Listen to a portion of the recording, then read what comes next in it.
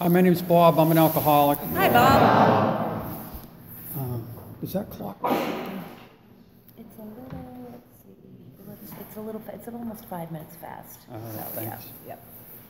So I'm an alcoholic, and I've been through this process with a couple of big book step study sponsors, and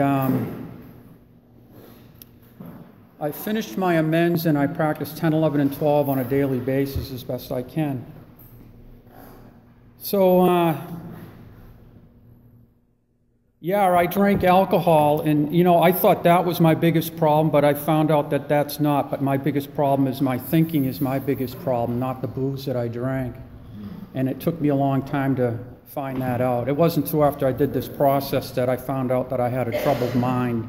It had really nothing to do with the alcohol that I was putting into my system. But it's really a pleasure to be here. It's really weird for me to think that or say that, and it's an honor to be here. Because when Amy asked me to speak Tuesday, my first thought was, I think I got something going on. So I said, I'll let you know. And I went back to where I was sitting, and I says, I don't have anything going. I have things to do. I have things that I want to do and I have going on, but nothing can get in the way of doing this these days. This is something that I really need to do. And there's very little that can prevent me from speaking when asked to speak at a meeting. And it's not my favorite thing to do. It's rather uncomfortable for me at times. So I said yes, you know. But which brings me back to the first time I spoke at an AA meeting, and I always have to share this because it's a sheer miracle that I'm able to sit up here in front of you folks and share as comfortable as I am, because it wasn't like that. Several years ago when I first got to AA, I was told that you have to speak. You got to get up and speak at these open speaker meetings. You got to do it. So I was just a little over a year sober, and I was way beyond the point where they say you have to speak. So I said, I better get out and speak with these guys. So I went to a big open speaker meeting up in Methuen, Mass. On a Saturday night, and a few of us guys went, and my sponsor called me up to speak, and I said about 2 or 3 sentences, and I was totally engulfed in fear, and I couldn't think, I couldn't say anything else, and I ran and I sat down at my seat, and that was it. I says, if I will never do that again. I'd rather drink than do that again. So, you know, needless to say, I never spoke at a speaker meeting again, and that was 20 some odd years ago, and I haven't, you know, drank either. So there's some things that are said that really aren't, you know, don't have to happen. But anyway, so yeah, I drank. You know, the house I was brought up in was, my mother was an alcoholic. My father was occupied his mind with a lot of other things. He didn't drink. It used to make him sick, but he was a gambler primarily. And needless to say, that brought about not a very nurturing environment for a young kid, you might say. Not to get into too much, but there was quite a bit of dysfunction, which made me feel very uncomfortable. So around age 15, I found that if I drank, I'd feel better. So I drank, and I felt better. And I had no idea what was going on, but didn't see any harm in it. They were sold it in the package stores, and it was completely legal, and I drank. It was primarily weekends, and, you know, I never got into too many drugs. They said they were addictive, they were illegal, so I didn't want to get into any trouble. And so I drank, and I drank just to change my feelings. That was it. Made me feel good, and I like to feel good. I didn't know why I was feeling uncomfortable to begin with, but I just knew that alcohol made me feel better. So that went on for a number of years, and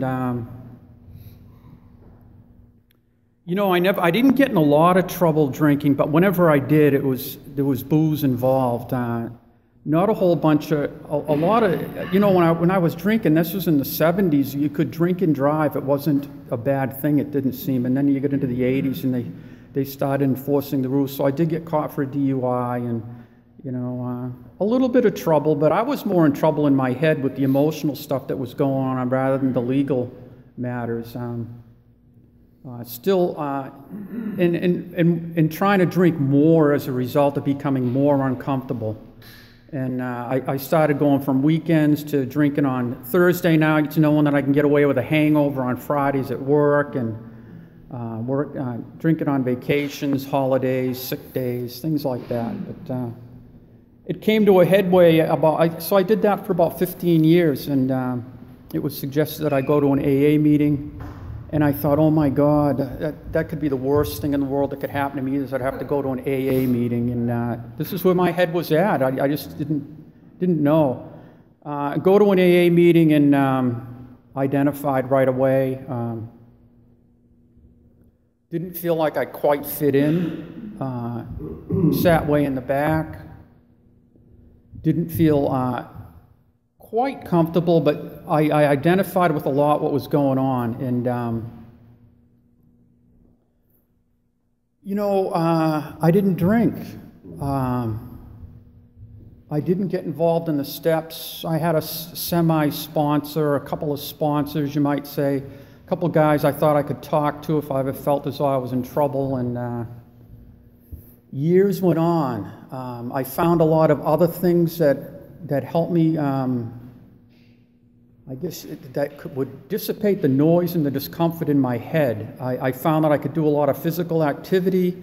I could get involved with relationships, different jobs, different things in my life, houses, cars, motorcycles, boats. A lot of outside stuff would take away the discomfort and the noise that was in my head.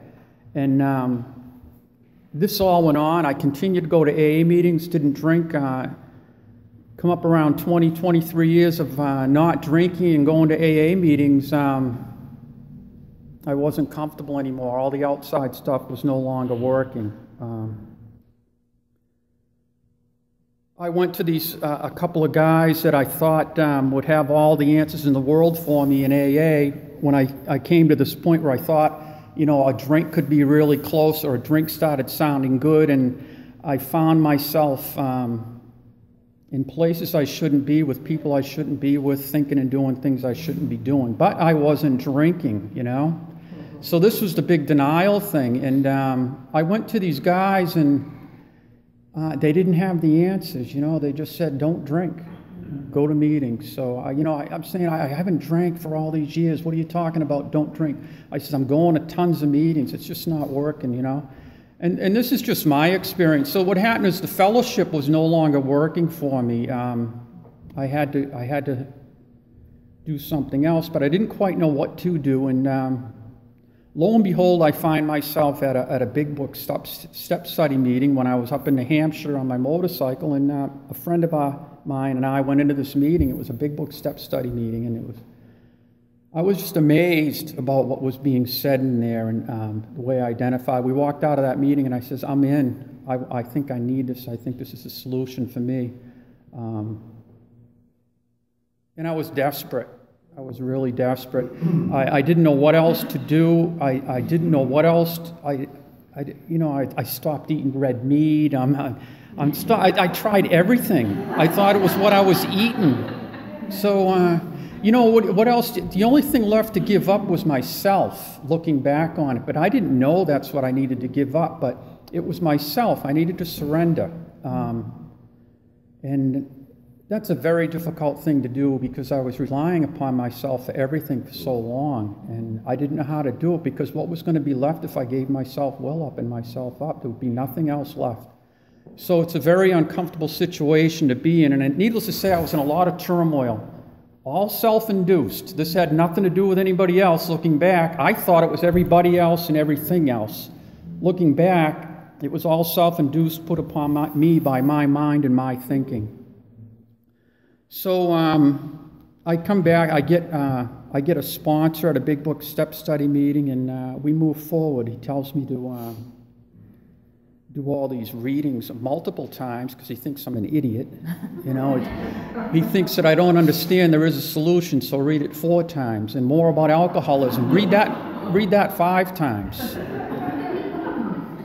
But I did it. I was willing to do whatever it took. I was in a desperate situation. So And what I found out from those reading, there is a solution more about alcoholism. The doctor's opinion was that I had a disease that only, a higher power could take care of here. It had nothing, I was of no power to conquer this disease. And it was really good that I read those chapters several times. And, I came to believe that the possibility could exist that a higher power could be in my life somehow, some way. I don't know.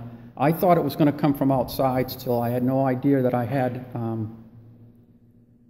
some energy from within to be tapped into that could save me from this illness. And so we moved on. We did the third step prayer. It was pretty goofy. I was really uncomfortable. He says, "Did you feel that?" And I said, "I didn't feel anything."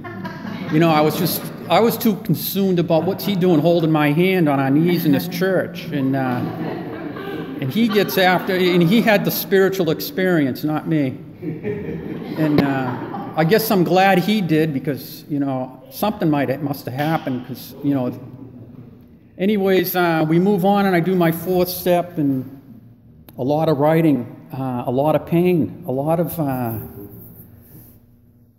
emotional turmoil. I just keep using that word, but that's all I can describe it as, was a lot of emotion was going on here. And I'd go to my sponsor, "What's going on?" He says, "Just keep writing." "Are you writing?" I says, "Yeah." He says, "How often are you writing?" I says, "Every weekend I'm writing." He says, "Oh, no." He says, "You need to write every day." So I walked away from that thinking he doesn't have a clue as to what's going on. And so I started writing every day, and, the pain got worse. And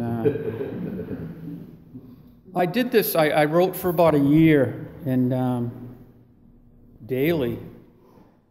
And I was talking to different people throughout this time, and I was looking for what was going to save me from all this pain that I was still in, because, I was getting glimpses of some relief, but they were just short periods of time, like maybe a few minutes where I'd feel okay, and then other times it was just complete turmoil. And I remember one guy saying, after you finish your fifth step, you'll feel fine. So that's all I needed. And I was really weighing heavily upon completing my fourth and fifth step, and then I was going to arrive, I don't know where. I was going to be somewhere that all was going to be well. And so I was really looking forward to my fifth step. And I get done with my writing, and the guy that was sponsoring me winds up being a snowbird that I didn't know, and he's down in Florida now when it comes time for my fifth step. Now, this is the guy that I picked because he seemed like a decent person to do all this work with, and now he disappears to Florida on me. And I call him. I'm thinking, what am I going to do, fly to Florida or what here? I didn't know. So I call him. I says, "I'm ready for my fifth step." And he says, "Well, you can come down here if you want." And I says, "I don't think that's an option." And he says, "Oh, you can talk to this other gentleman if you'd like." And at this point, I was at a place where I knew that everything happens for a reason. I at least had that sense about me and some sense of a higher power working in my life. So I just was fine with the fact of sharing it with somebody that he would suggest that I'd share my fifth step with. And I was really eager to get all this stuff out to get to the place that was going to save me too. And so I'd get together with this gentleman. We got together, 8 or 10 different times for an hour and a half or 2 hours each session. So it was quite a long thing, longer than I had anticipated. And before we'd get together, we'd pray a lot together. We'd say a few prayers, and he just said, "Read exactly what you wrote." So I'd start to read, and I'd come to some blank spots, and we'd clear those up. Like I wouldn't know where a lot about the fear part. When I would be writing my turnarounds, I wouldn't know about the fear that was going on. But anyways, what was becoming clear to me was that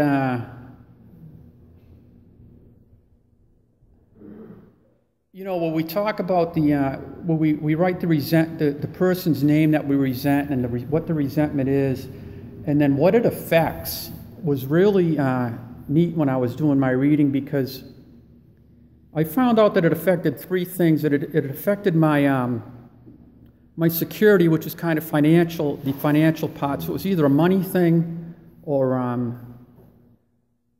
my social instinct, and a lot of self-esteem stuff was going on there, and or my sexual instinct. It's one of those three things that affected me throughout my life, and it became clear when I was reading all this all at once how everything was so fear-based. And I came to these places in my reading, and it was just, I just started crying. I just didn't know where it was coming from. It was really emotional. And not only while I was reading, but these afternoons that we'd get together, the morning at work, I'd be all,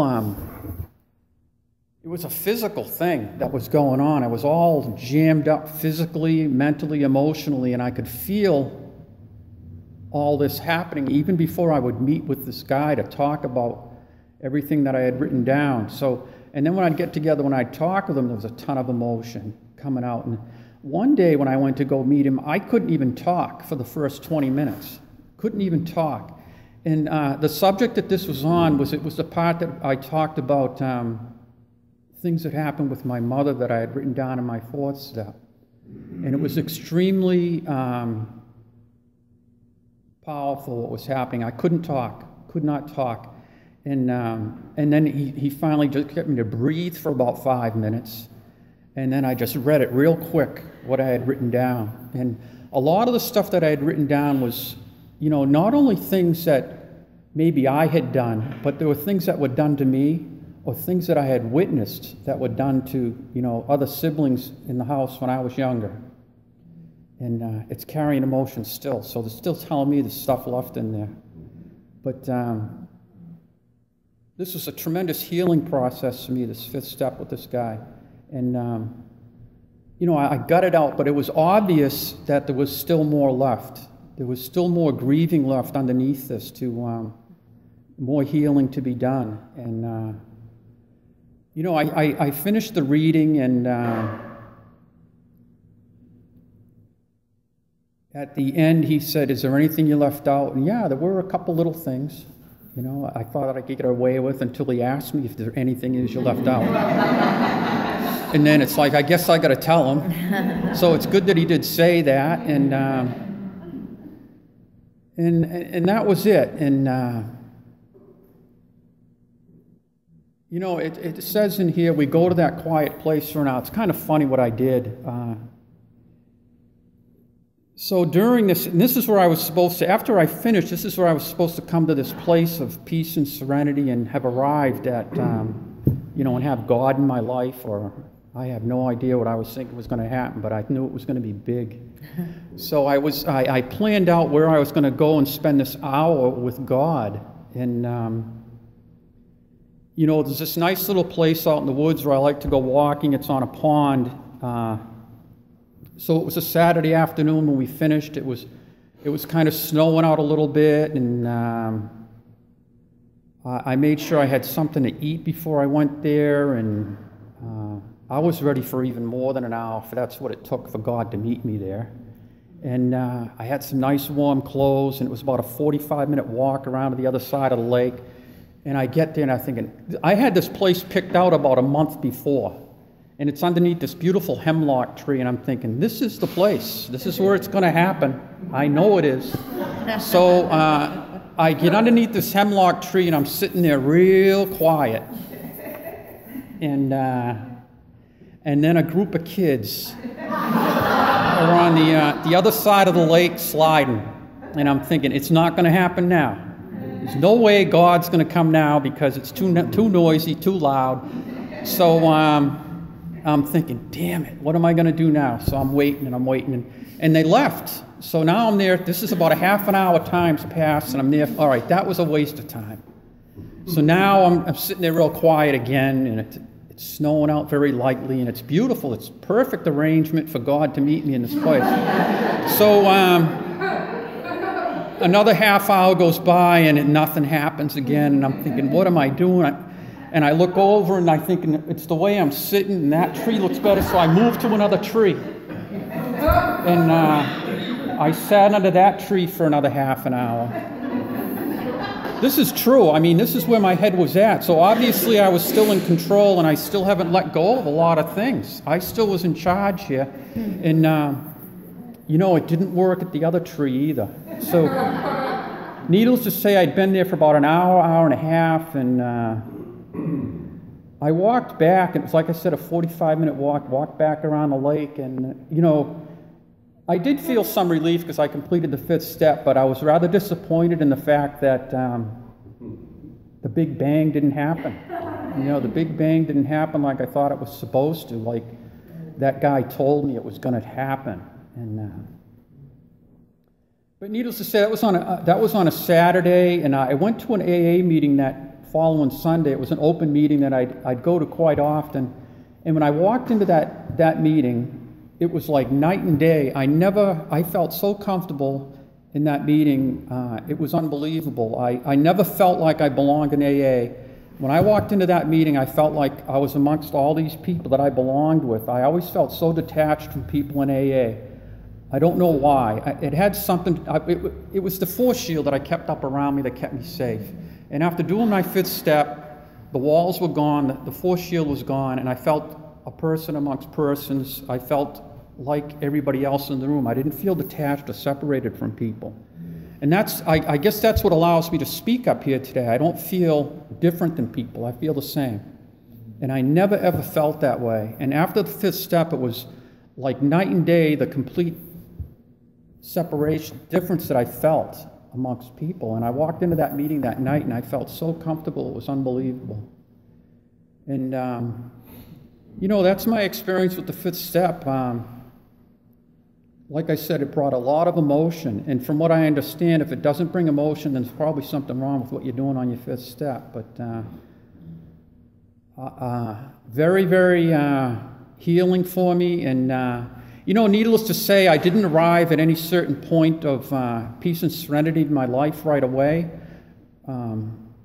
Just to go a little bit further beyond what happened after the 5th step was I felt fear all the time.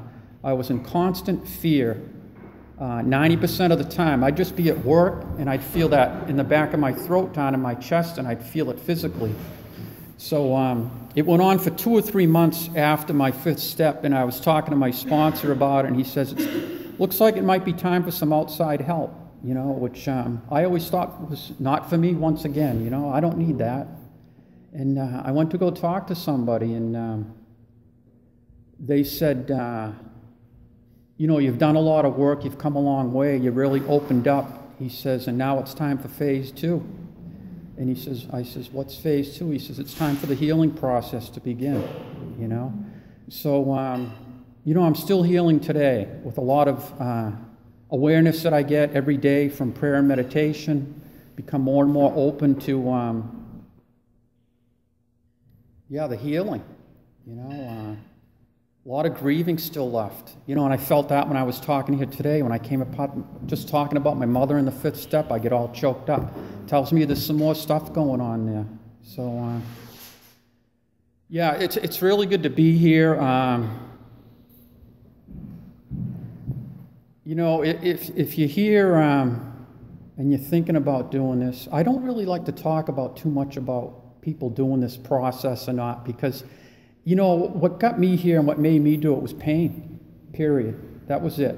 If I wasn't in pain, I wasn't going to do anything. But, you know, if you're thinking about doing this, just surrender. Surrender. That was the biggest thing for me. I just surrendered. I was at such a place, I was at that breaking point where there was nothing else to do. There was nothing else to give up, nowhere else to go.